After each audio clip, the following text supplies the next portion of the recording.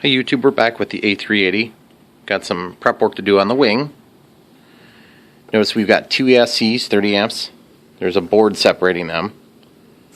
And I'm going to put them so that they're sitting here and here, so they have better potential for cooling. And what I'm going to do is, I said I'm going to have inboard motors run off of one potential battery, and then the outboards are going to be run off of another potential battery. Okay, now what that means is that this pair is going to run these two and this pair is going to run those two, or vice versa. It doesn't matter. They're going to be separated anyway, but the point is they're already wired together, and I don't want to have to redo all these stinking connectors. Not necessarily, you know. I would if I had to, because they've already given a provision for a single battery operation, and here's what it looks like. It's a Dean's connector or T connector plugged into both. Now we can still do my current configuration or the plan that I have. I just have to build one adapter that would mimic this length and one adapter that would mimic this length and go to our standard XT60. Okay, so that's what we're going to do right now, and I'll show you how to do it. It's super easy. We just got done putting the XT60 onto this 5000 milliamp 3S 60C Turnigy heavy duty that we intend to use. Now we just need to do the exact same thing with two short lengths. So you got these XT60s laid out. Okay, so that'll take care of 1/2. And then we have some T connectors.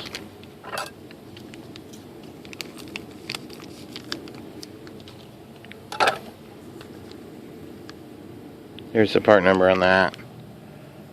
There's the part number on the black XT60s. So we just need to emulate those. So we're just going to run out here real quick. And this is, I don't use a lot of T connectors, so I just want to make 100% sure they're going to have a good fit. Which, no surprise, we will. So, now all we have to do is just make a regular adapter. Now, it's tempting to take these two and try to do a solder job, something like this. Okay, now that would be fine if you knew for sure you could reach.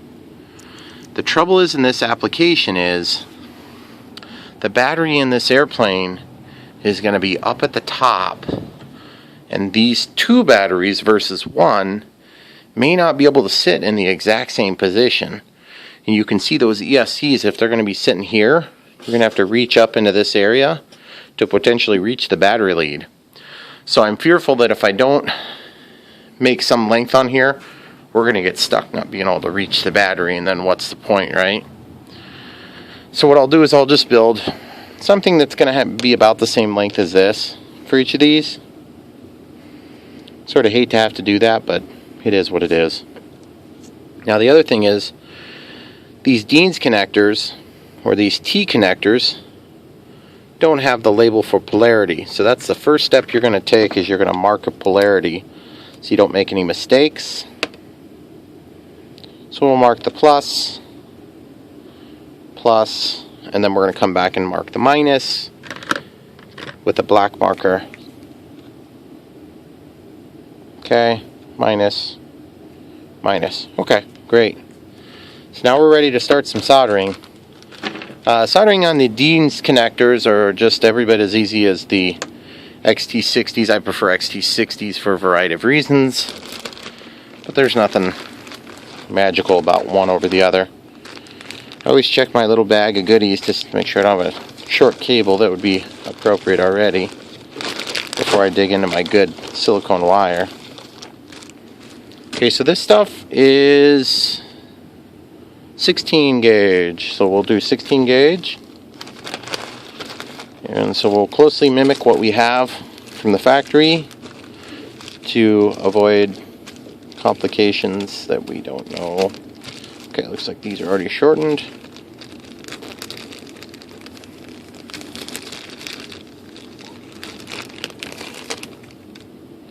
This is pretty straightforward stuff though, so we'll just go ahead and grab and cut a length of that.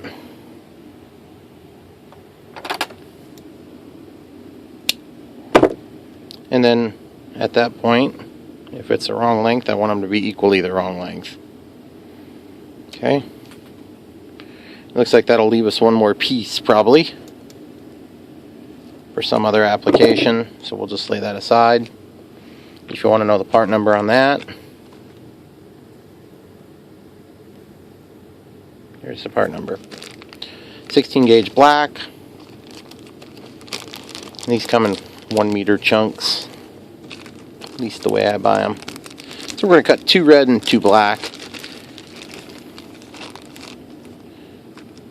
I don't very often run into Dean's connectors, so I don't usually have a big issue with needing to find these things.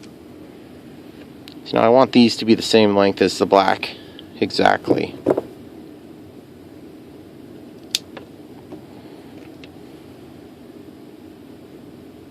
If you don't get these exact, you could make your connectors kind of tedious to build and even more tedious to use. So do your due diligence now. So we're going to pack this stuff up and put it away. Okay, so before we pack this up, I figure I should probably show you the part number of the red as well. 16 gauge. Okay, so now that we got that picked up, we'll just look at these part numbers for the black and red heat shrink respectively.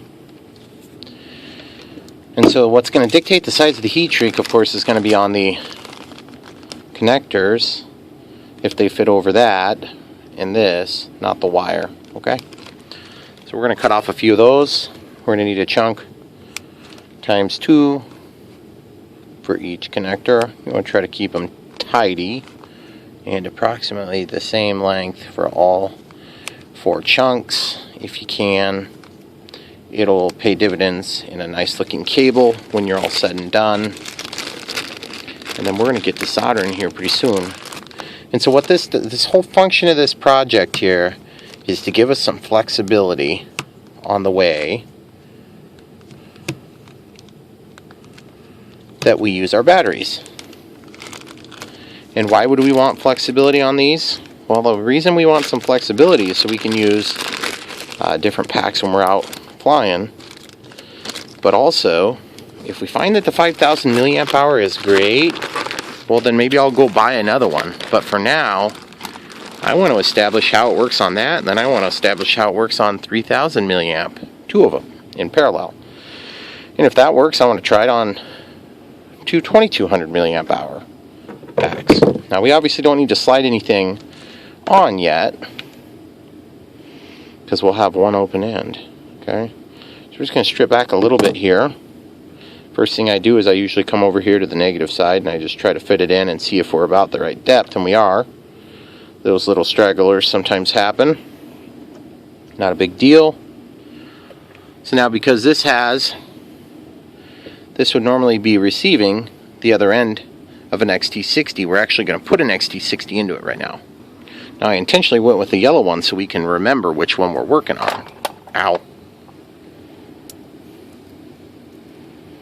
Okay, so we're going to clamp onto this little thing like that. And that's going to help us to remember which side we're working on. Then we're going to use this to clip in.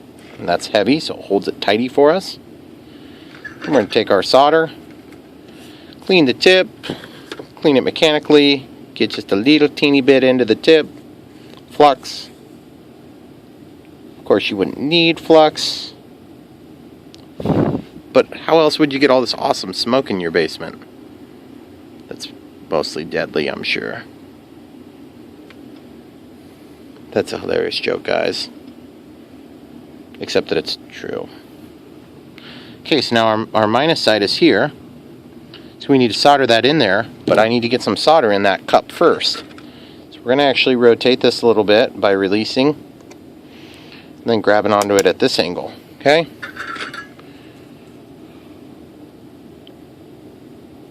You don't want to overdo this because it'll make it hard to work with. Get a little flux. Get that thing down in there for good penetration. Coat that connector on the inside if you can. Now you can hold this wire in there.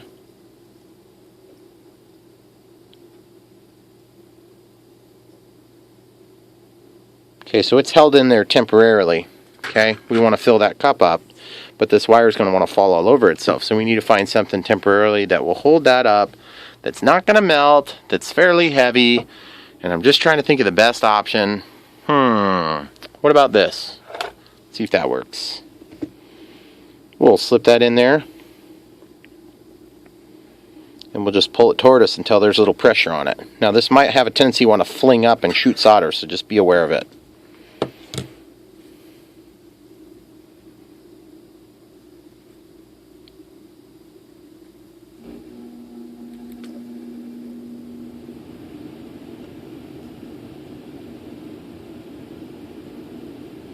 That thing's a little toasty right now. And when I say a little, I mean like catching my fingers on fire toasty. So I need to lift this up a little higher so that I can relieve the pressure on that. And once it's sitting at the right height, we won't have to worry about that. So let's try this. Oh yeah, baby. Oh yeah, that's good.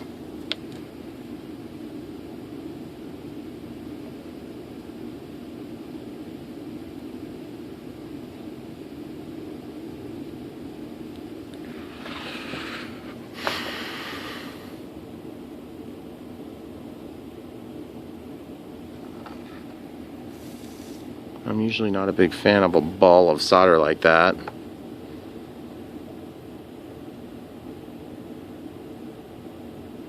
So what you can do is you can take and grab this and pull it out. It'll pull a bunch of solder with it, okay? We can take our little rig, we can get up in there, heat that up, and just take a little bit of the solder out. That's how you can deal with that, guys. Now we're going to go back in there with our tinned end. Get that in there nice and good.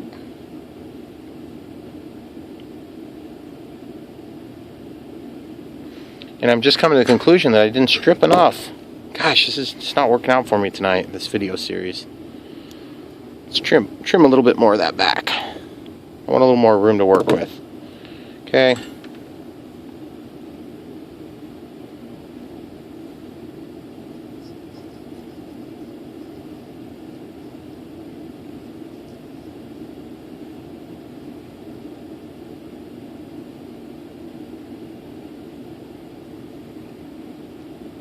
You're probably thinking a very good question right now. How the heck has he been able to do that without melting the XT60? Well, let me just demonstrate how hot the XT60 is real quick.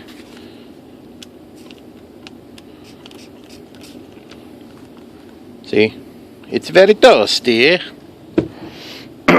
So, we don't like them being hot like that, because then that can cause these things to loosen up and spin and things like that. So we're going to make every effort not to do that again. Okay. A bit more solder. Okay, so that's good enough. We're going to leave it, let it cool for just a second, and this will help to dissipate heat. So this is probably quite hot here too. Not bubbling off of there at least, which is good. Okay, so now we can slip this back and let go of that. We'll go ahead and flip this connector over, detaching it here from the forceps, and we'll go over to the positive side. And we'll get ready to solder this on by stripping back an equidistant amount, which would be about like that. Go ahead and get that out of the way. We can slip this in either way and let that catch on fire instead of our fingers. Clean the tip.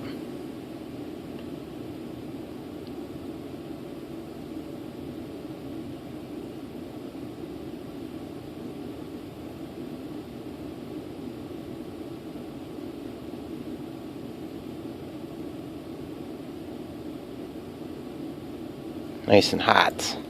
Okay, cool. So now we can let that settle down a little bit while we get this tinned.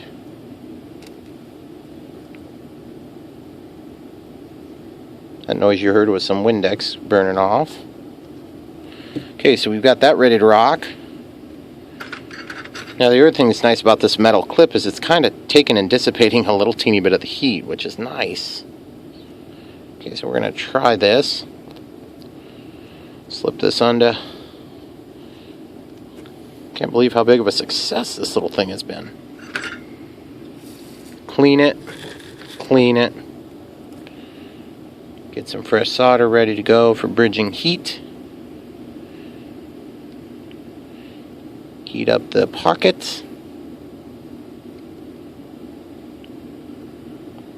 Ooh, that little straggler got out of there. Dang it.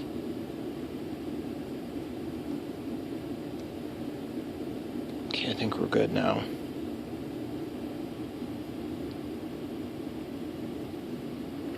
Man, that's hot.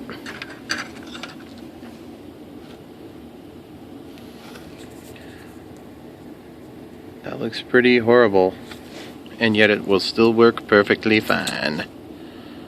We've got very good purchase on that, so I'm going to call it good. Slip that out, and we're going to let this sit and cool. And if you were really trying to get a good sturdy connection, one step you would do is you would take this, strip it back a bit, hold on to the wire, and then pull your silicone wire down. You may have to wait until we tin that, and that's going to slide this down over the closer to the solder joint.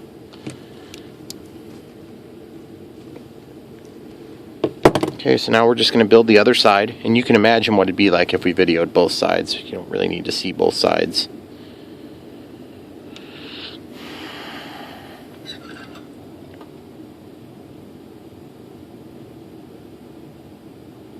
Okay, so we're going to just tin this end up here. It can give us a little something to hold on to.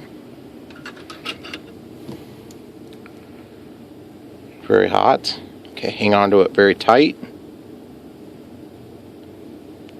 Sometimes this stuff will move and sometimes it won't. Oh, there it goes. I finally got it to slip. So now you can slip that down, but you have to keep pressure on both sides here. So we'll just slip that down a little bit. And you see what I've done? Now it's tight into this heat shrink, or to the solder joint. Okay? We do need to clean that solder joint incidentally. So we're going to do the same thing on the positive side. And then we'll relax that silicone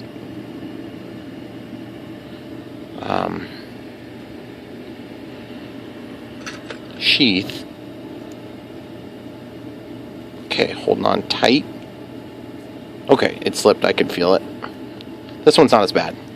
Okay, so now you can do this with isopropyl alcohol or Windex. In this case, I'm probably just going to go ahead and use isopropyl alcohol. Okay, get it like that. And this is just to get any residue or flux or anything off of there that is there. And you can kind of gauge if you need to do this or not by how horrific it looks. Oh, look at that, it finally decided to focus for me.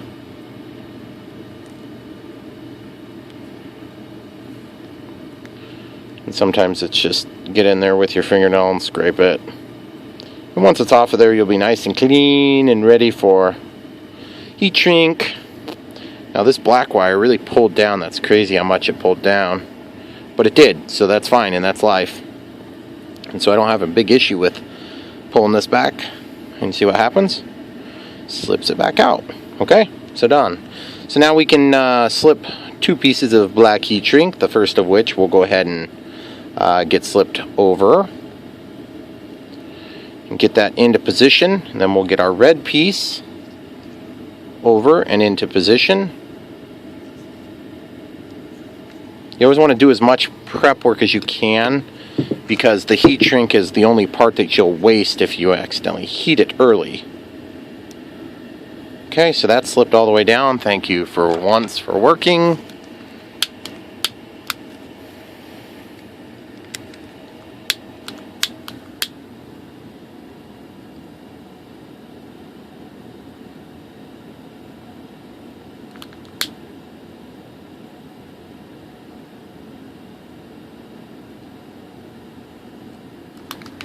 Okay, so that's done. So now we just need to get the T connector on here. So the T connector is a little bit different, and we won't have anything to hold on to, so I got to get the other half of that as well. Okay, so basically I've got that clamped on here. We've got our positive side closest to us and our negative side away from us. So we'll slip over a piece of heat shrink for the positive side first, and a piece of black we'll wait on until we do the black side. But we'll slip both of these through. We'll go ahead and put it on just to be on the safe side. I don't want to forget. There's nothing worse than having to undo a perfectly good soldering joint because you forgot your heat shrink. Well, there's a lot of things worse than that, but that's pretty bad. Okay? So now we just need to solder this, preferably here or here. Now, if I had to pick, I guess honestly I'd probably want it here, because then if something breaks loose and unsolders, it won't be as easy to fall into that area. But who the heck knows? I don't know if there's really a correct way, but my take on it is I don't use these things a lot, and so your guess is as good as mine.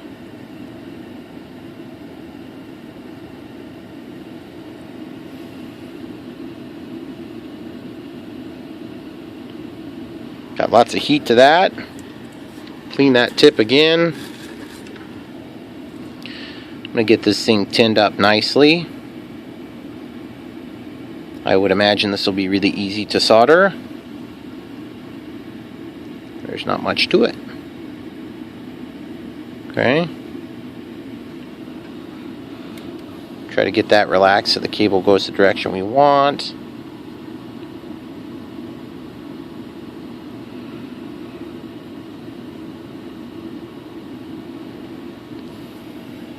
Okay, so now if there was a failure right now, then that would be more vulnerable to running into the negative side. That's very hot. But I don't really think there's a great way to alternatively do that. Not without making it bulge way over here.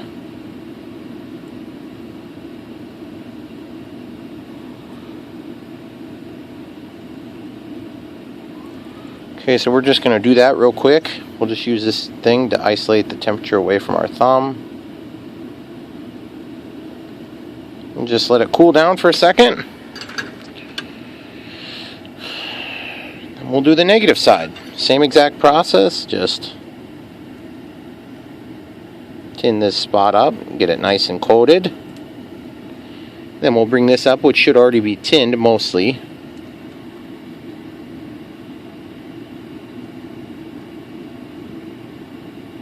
Okay, got it nice and tinned. And we'll just set that in place, heating up the two pieces.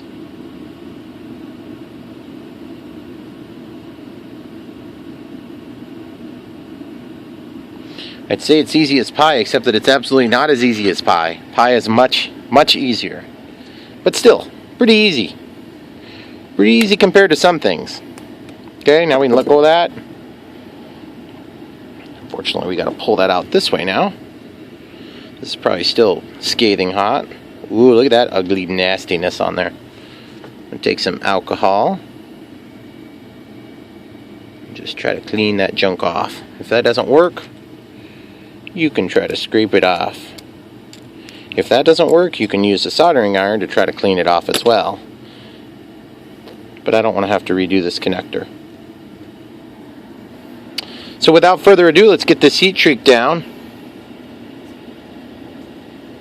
Okay, so we'll just try this one first.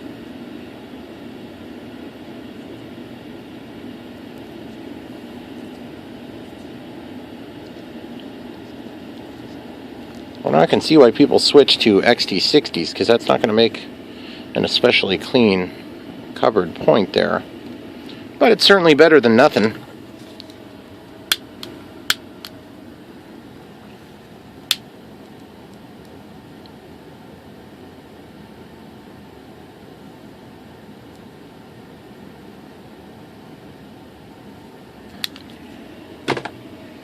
And there you have it, guys. So now if I was using two different packs, I could come out here, plug this into one, blammo whammo, ready to rock and roll, man. ready to receive one XT60 ended battery. So I just got to do that again. I appreciate you guys sticking in there for this one. This is a pretty exciting build, I know. But what are you going to do? It's battery connectors, guys. Thanks for watching. Come back for more. Check the links below. Help support the channel.